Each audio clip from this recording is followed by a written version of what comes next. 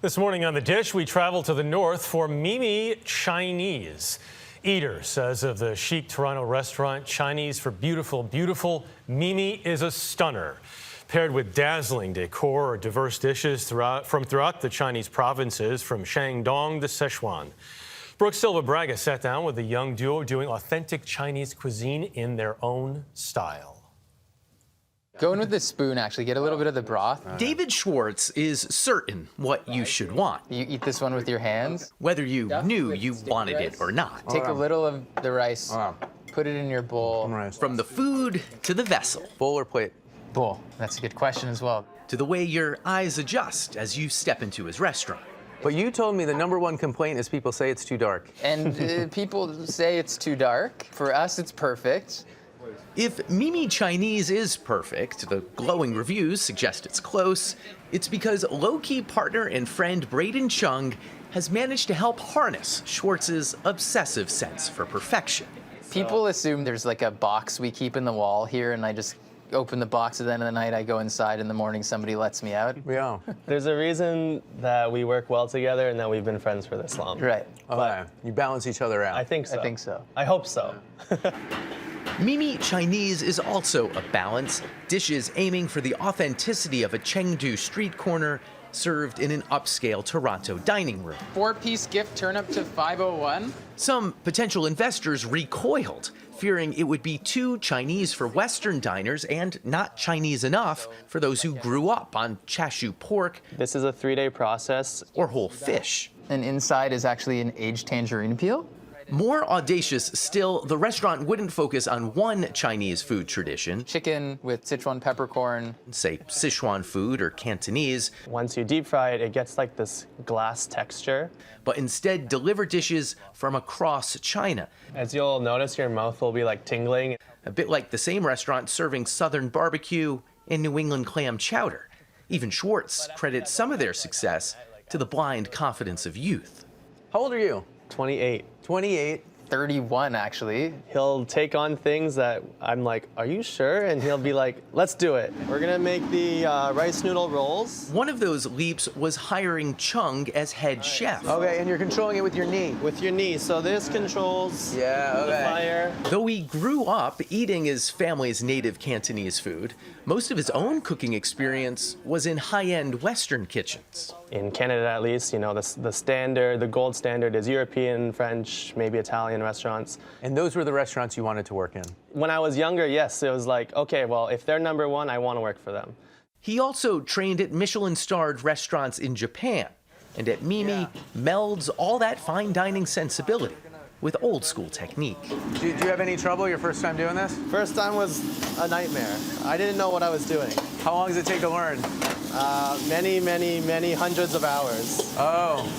The reward is the subtle, unique wok flavor of stir-fried rice noodles. There's just that little bit of char as like this different kind of flavor.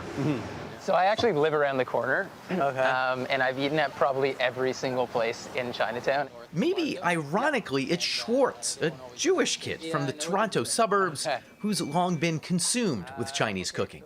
I spend all of my off time eating at these places. I still do. It's like all that I do. His dad led weekly trips to spots like King's Noodle, and when Schwartz lost his mom at age 12, just as his older sisters left the house, the lunches with Dad took on added meaning.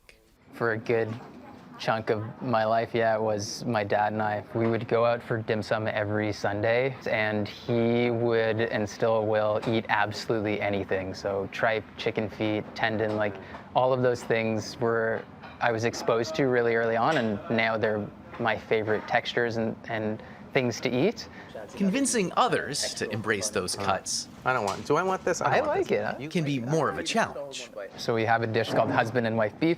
We use shank, tripe, and tendon. It's like a great way to trick people into eating tripe and tendon who otherwise wouldn't. Were you concerned at all when you put it on? I was, actually. When we opened, I didn't put the tripe and tendon on the actual menu. I just put like 3 kinds of beef or something. And then we changed it, and it worked out really well.